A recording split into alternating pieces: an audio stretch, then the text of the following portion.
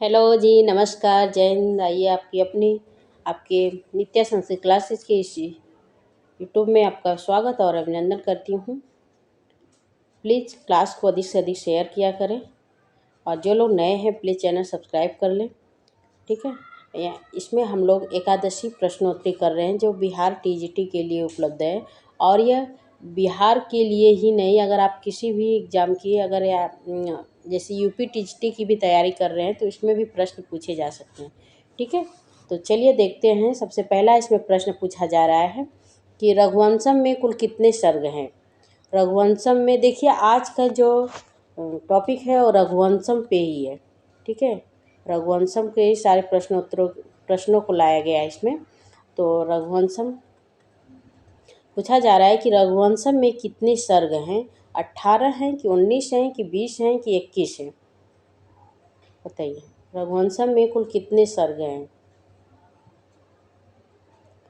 तो option number इसमें B right होगा। रघुवंशम में कुल 19 सर्ग हैं। ठीक है, चलिए।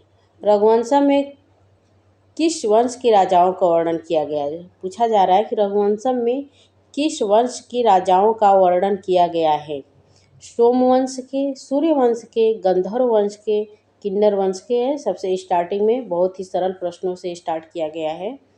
ठीक है, तो देखिए ये भी बहुत ही सरल प्रश्न है कि रघुवंशम में कितने सर्ग हैं। फिर रघुवंशम में कुल किस वंश के राजाओं का वर्णन है, तो सूर्यवंश के राजाओं का वर्णन किया गया है इसमें।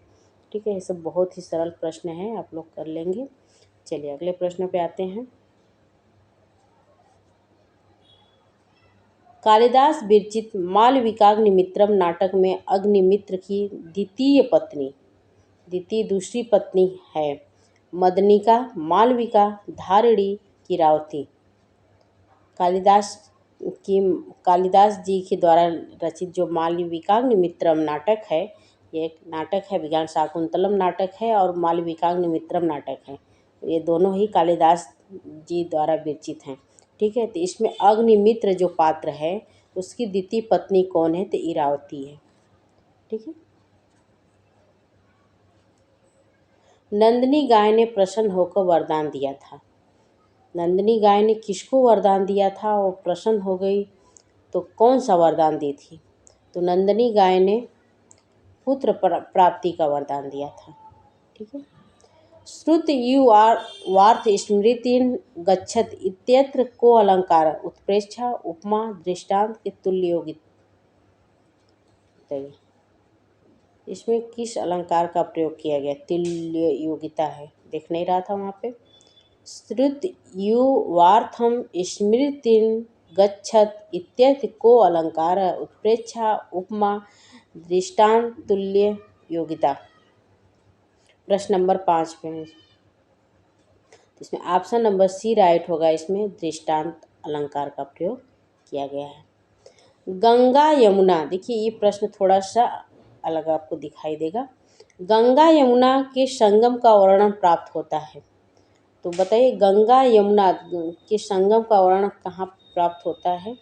माघ कृत शिशुपाल वध में, कि कालिदास कृत रघुवंशम में, कि भास कृत प्रतिमा नाटक में, कि भवभूत कृति उत्तरामचरितम में। देखिए एक ही प्रश्न से दो प्रश्न क्लियर हो रहे हैं। जैसे कृति से ये किसकी कृति है, कि इसके लेखक कौन है। ठीक है, इसके रचनाकार कौन है। तो देखिए शिशुपाल वध के माघ जी हैं, भास प्रतिमा नाटक, और कालिदास कृत रघुवंशम है, और भवभूत कृत उत्तरामचरितम है। तो इसमें दो प्रश्न क्लियर हो रहे हैं।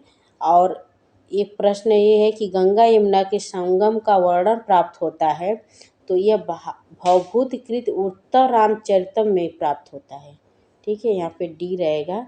भवभूत कृति उत्तरामचरितम में इसका वर्णन प्राप्त होता है।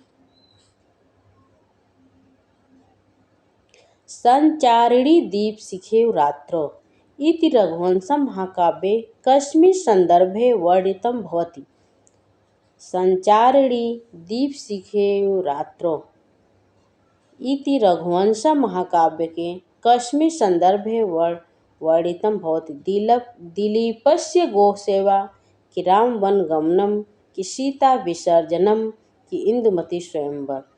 तो अगर आपने रघुवंशम पढ़ा है तो उसमें आप इंदुमती स्वयंवर का वर्णन आता है। तो संचारिणी दीप शिखे रात्रे इंदुमती स्वयंवर का वर्णन है। ठीक है, जैसे इंदुमती ने राजाओं को छोड़कर दूसरे राजा के पास जा रही थी तभी इसका वर्णन किया जाता है, उसी टाइम का वर्णन है। अलम महिपाल तव श्रमेण, यह कथन किसने किसके लिए कहा है? सिंह ने दिलीप से, कि दिलीप ने मंत्री से, कि दिलीप ने सिंह से, कि दिलीप ने गुरु से? बताइए। अलम महिपाल तव श्रमेण, यह कथन, बताइए।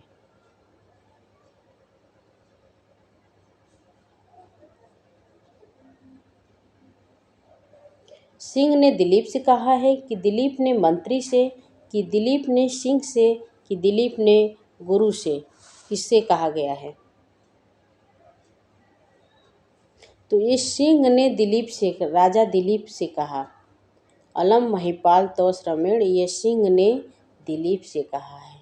ठीक है। वागर्था संप्रक्तो वागर्थम प्रतिपत्ते, श्लोकांश किस काव्य में है? बुद्ध चरिते, रघुवंशे, नैषधि चरिते, कि शिशुपाल वधे? बताइए। वागर्था संप्रक्तो वागर्थम प्रतिपत्ते, या रघुवंशम। जाहिर सी बात है कि हम लोग रघुवंशम पढ़ रहे हैं तो ये किसका है? यह रघुवंशम की। ठीक है। शैशवेभ्यस्त विद्यानाम इत्यसि, किरातार्जुनीय, बुद्धचरिते, मेघदूते, कि रघुवंशम महाकाव्य? शैशवेभ्यस्त विद्यानाम, बताइए। प्रश्न नंबर 10 पे हम लोग आ गए। बताइए क्या होगा इसमें? तो रघुवंशम महाकाव्य। ये तो आप रघुवंशम पढ़ रहे हैं इसलिए इसका आंसर दे पा रहे हैं कि रघुवंशम महाकाव्य से है। ठीक है। अगर परीक्षा में आ जाएगा शैशव अभ्यस्त विद्यानाम तो कंफ्यूज हो गए, अगर नहीं पढ़ें तो कंफ्यूज हो जाएंगे। ठीक है। संतति शुद्ध वैश्याम ही परत्रेह च श्रमेण, यह सूक्ति ग्रहण की गई है शिशुपाल वधम से, कि रघुवंशम से, कि किरातार्जुनीयम से, कि मालविकाग्निमित्रम से? देखिए दोस्तों, सूक्तियों पर विशेष रूप से ध्यान दीजिए आप लोग कि ये जैसे ये संतति शुद्ध वैश्याम ही परत्रे च श्रमेण, यह किसकी सूक्ति है? तो अभी हमने पढ़ रहे हैं कि ये रघुवंशम की सूक्ति है। लेकिन यहीं पे अगर दूसरा कोई आ जाएगा तो हम नहीं पढ़े हैं तो उसको नहीं कर पाएंगे। लेकिन जब पढ़े भी रहते हैं, रिवीजन नहीं किए रहते तो भी नहीं कर पाते हैं। ठीक है। तो आप लोग रिवीजन पे भी बहुत बहुत ध्यान दीजिए और जितना पढ़ते जा रहे हैं, जैसे दिन में पढ़िए तो शाम को 1 घंटे की टाइम निकाल कर उसको रिवीजन करिए। ठीक है। रिवीजन करना बहुत ज़रूरी है। चलिए ठीक है, नमस्कार, जय हिंद।